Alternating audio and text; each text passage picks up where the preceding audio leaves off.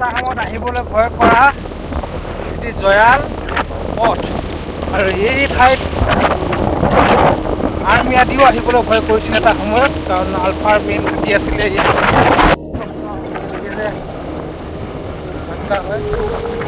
লক্ষীপথাৰলৈ গৈ আছোঁ এইখন বৰ্ষাৰণ্যৰ মাজেৰে।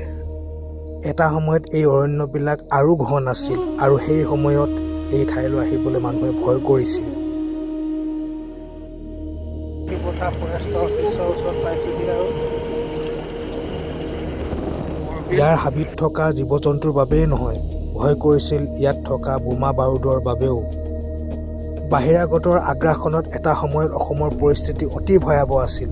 কেন্দ্ৰই অসমক মাহিয়াৰী দৃষ্টিৰে চোৱাৰ লগতে ঐতিহাসিকভাৱে অসম ভাৰতৰ অবিচ্ছেদ্য অংগ নোহোৱাৰ অনুভৱে সহস্ৰ বিপ্লৱৰ সূচনা কৰিছিল আৰু সেই বিপ্লৱৰ অন্যতম মুখ্য ঘাটি আছিল এই লক্ষীপথাৰৰ ঘন অৰণ্য।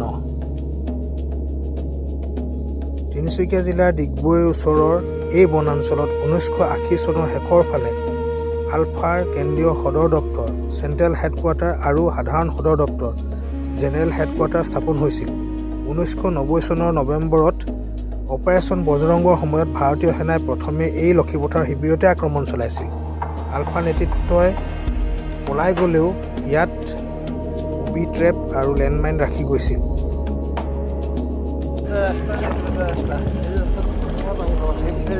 এইটো চাংঘৰ টিঙাৰ লোৱা আছে নেকি? সেইফালে টিঙাৰ ল'ব পাৰি।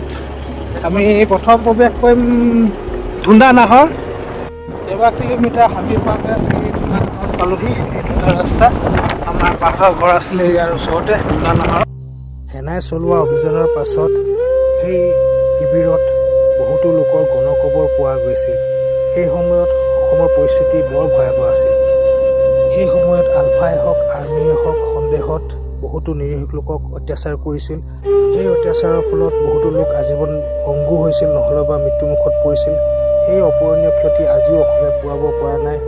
অসমৰ বহুত সম্ভাৱনাময় প্ৰতিভা সেই সময়ত নষ্ট হৈ গৈছিল এই আলফা আৰ্মি যুঁজৰ মাজত। দেখুৱাই দিলোঁ আলফাৰ মেইন ঘাটি আছিলে আৰু এটা সময়ত বহুত মানুহ চাৰেণ্ডাৰ কৰাৰ পিছত চালফা হৈছিল যেতিয়া এম্বেচাডৰ পাইছিল, সেইটো সময়তে আহা এই চালফাৰ এম্বেচাডৰতে আহা এই লক্ষীপথাৰ। আৰু বৰ্তমান সময়ত বহু বছৰৰ পাছত আহিছোঁ, অকণমান পৰিৱৰ্তনৰ ভিতৰত এই পথটো পৰিৱৰ্তন হৈছে, কিন্তু মানুহবিলাকৰ নাই দেখা। ধন্যবাদ চাই থকাৰ বাবে।